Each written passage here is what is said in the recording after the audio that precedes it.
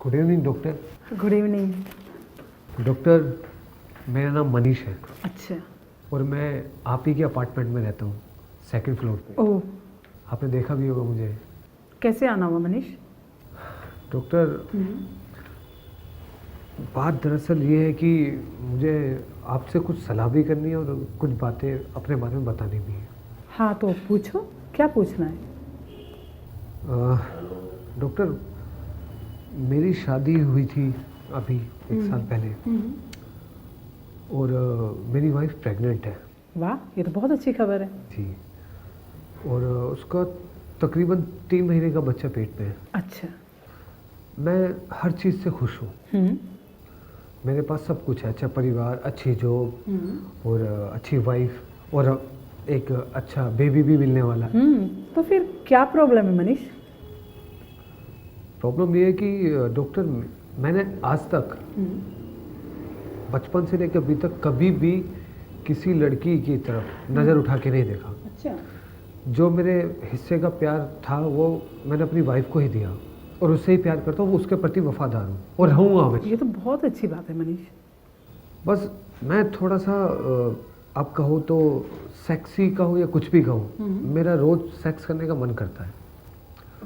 और अब मेरी वाइफ प्रेग्नेंट है, 3 महीने का उसके पेट में बच्चा है, तो अब वो हफ्ते 10 दिन से मुझे बिल्कुल पास नहीं आने देती। यहाँ तक कि जब मैं रात को ऑफिस से जाता हूँ ना, वो मुझसे पहले सो जाती है और कभी कभी मैं शुरुआत करता हूँ प्यार करने की, तो बिल्कुल वो चिड़चिड़ी सी हो जाती है, एकदम झल्ला जाती है और कहती है खाना खाओ सो जाओ।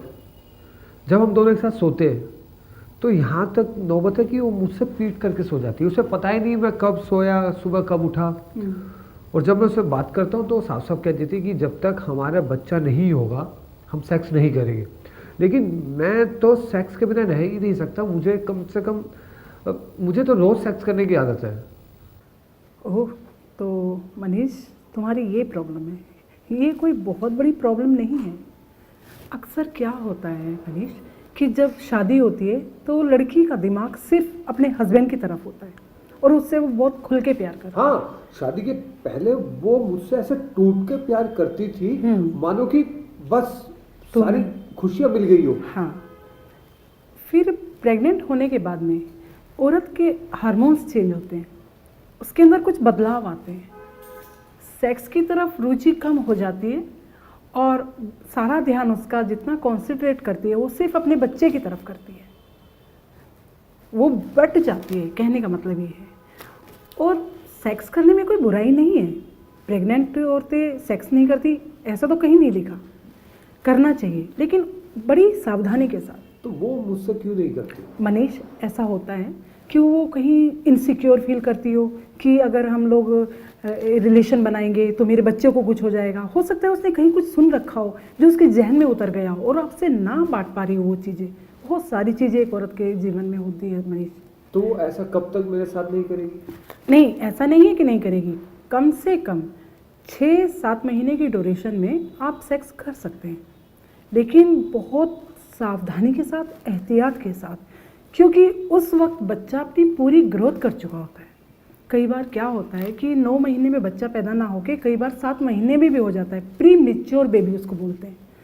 ऐसा नहीं कि वो जीवित नहीं रहते, वो जीवित रहते हैं क्योंकि वो पूरी ग्रोथ कर चुके होते हैं, सिर्फ उनका टाइम पूरा नहीं होता है। तो उस दौरान 7 महीने के बाद सेक्स करना बंद कर देना चाहिए। 7 महीने तक कोई प्रॉब्लम नहीं है, लेकिन कोई भी ऐसी हरकतें ना करें। जैसे कई बार होता है कि ड्रिंक करके आए, आपको पता ही नहीं है, नशे में है कि आप अपनी बीवी के साथ क्या कर रहे हो, कितना सेक्स कर रहे हो, कितना उसको इरिटेट कर रहे हो। आप नॉर्मल रहो, अपनी बीवी के साथ आओ, प्यार करो और आराम से, सावधानी से, ताकि ना तो बेबी पे कोई असर पड़े ना ही वाइफ पे। ठीक है डॉक्टर, एक सवाल हो रहा है मेरा। हाँ पूछो। अब जैसे मेरी वाइफ प्रेग्नेंट है, लेडी जब प्रेग्नेंट हो उसके साथ कब तक सेक्स करा जा सकता है और कैसे सेक्स किया जाए? हाँ, बहुत अच्छा सवाल है मनीष। इसकी जानकारी हर मर्द को होनी चाहिए। देखो, जब आपकी बीबी प्रेग्नेंट होती है 6 महीने के बाद तक तो नॉर्मल आप सेक्स कर सकते हैं, लेकिन कई बार मर्द का मन होता है कि कभी रिलेशन बना लो तो बहुत ही ज़्यादा एहतियात के साथ, ज़्यादा उछल कूद नहीं करनी चाहिए, ज़्यादा एक लेडीज़ को पुश नहीं करना चाहिए। जब आप सेक्स कर रहे हो तो पुश नहीं करना चाहिए, क्योंकि उसका सारा असर उसकी बेबी पर होता है। अच्छा, मैं अपना वजन उसके ऊपर, हाँ उसके ऊपर बिल्कुल, पुश ना करें आप, उसे दबाव ना दें उसके ऊपर, क्योंकि उसके अंदर एक जीव होता है जो उसी के थ्रू सांस ले रहा होता है, दुनिया में आने के लिए तैयार हो रहा होता है।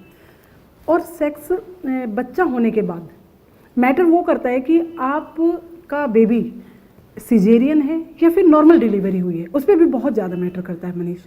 अगर आपकी बेबी ने नॉर्मल डिलीवरी की है तो आप 1.5 महीने तक परहेज कर सकते हैं, उसके बाद में आप जो है ना रिलेशन बना सकते हैं। अगर उसका बच्चा सिजेरियन हुआ है, ऑपरेशन से हुआ है, तो आपको कम से कम 3 महीने का परहेज करना बहुत ज़्यादा ज़रूरी है, क्योंकि उस वक्त एक औरत की मांसपेशियां बहुत ज़्यादा कमज़ोर होती हैं। ऑपरेशन के बाद वो बहुत कमज़ोर हो चुकी होती है।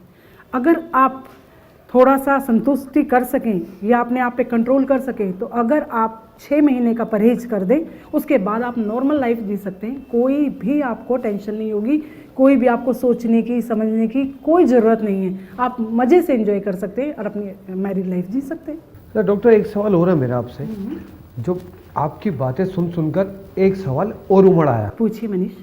अब मेरी वाइफ प्रेग्नेंट है, हाँ। 3 महीने का बेबी इसके पेट में। अगर मेरी उसके साथ सेक्स करने की इच्छा है और वो मान लीजिए अभी तैयार नहीं है और मेरी बातों से तैयार हो जाती है, तो मैं उससे किस तरीके से सेक्स करूं?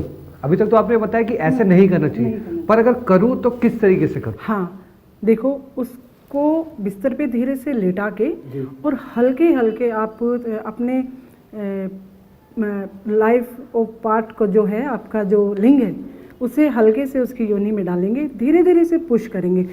औरत को कोई भी ऐसा ना हो कि वो ऊंची जगह या नीची जगह है, या फिर आप उसको हल्का सा करवट दिला के भी उसके साथ में सेक्स कर सकते हैं, इससे कोई प्रॉब्लम नहीं होगी।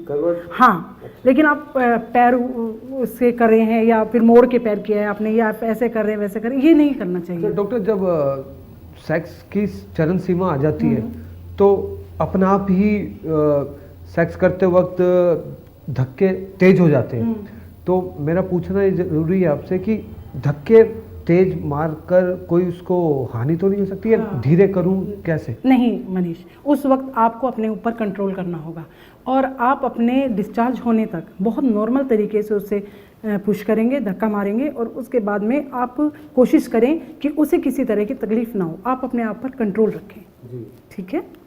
अच्छा डॉक्टर, एक बात और पूछना चाहूँगा मैं। पूछिए। जब प्रेग्नेंट लेडी होती है तो उनका ऐसा तो नहीं है कि उनको भी डिस्चार्ज कराना ज़रूरी है उस वक्त, क्योंकि फिर मैं अपने आप में गिल्टी महसूस करूँगा, मैं तो हो गया, क्या वो प्रेग्नेंट के समय डिस्चार्ज होती है या नहीं होती? नहीं, औरतें डिस्चार्ज हो जाती हैं, लेकिन अगर वो डिस्चार्ज होने की वो रखती हैं तो उसमें उन पे बेबी पे जोर पड़ सकता है, उसके पूरे पेट पर असर हो सकता है, दर्द होगा उसे। इसलिए कोशिश करें कि आप खुद डिस्चार्ज हो, उन पे ज़्यादा ध्यान ना दें, क्योंकि उनकी रुचि उस वक्त सेक्स की तरफ नहीं, रुझान ही नहीं होता है, इसलिए वो कभी कोशिश नहीं करती कि मैं भी डिस्चार्ज हूँ। आप ध्यान रखना इस चीज़ का। डॉक्टर, आपकी सारी बातें मेरे समझ में आ गई है, लेकिन 3 बातें मैंने अच्छी तरीके से गांठ मार ली है। क्या? पहली बात, सेक्स करते वक्त उत्तेजना बिल्कुल नहीं दिखानी चाहिए, बिल्कुल, और जहाँ तक हो सेक्स कम करूँ। हाँ। तीसरा, मैं उसे प्यार दूँ, ना कि ज़बरदस्ती। बिल्कुल। और डॉक्टर, इन सब बातों से मुझे लगता है तभी मैं सुखी जीवन जी पाऊँगा। बिल्कुल मनीष। और अगर मैं आपके पास नहीं आता तो शायद मेरी लाइफ खराब हो जाती। नहीं मनीष, आप सारी इन बातों का ध्यान रखेंगे तो आपका बच्चा भी स्वस्थ होगा, आपकी मैरिड लाइफ भी बहुत अच्छी चलेगी, आपकी पत्नी भी आपसे बहुत खुश होगी, और जो अभी आपके साथ कोऑपरेट नहीं कर रही है, आप देखना बेबी होने के बाद वो कोऑपरेट करेगी, क्योंकि हार्मोन्स चेंज हो जाते हैं। अब मेरा भी एक वादा है, मेरी वाइफ की डिलीवरी आप ही के हाथ से होगी। Thank you. ठीक है, थैंक यू।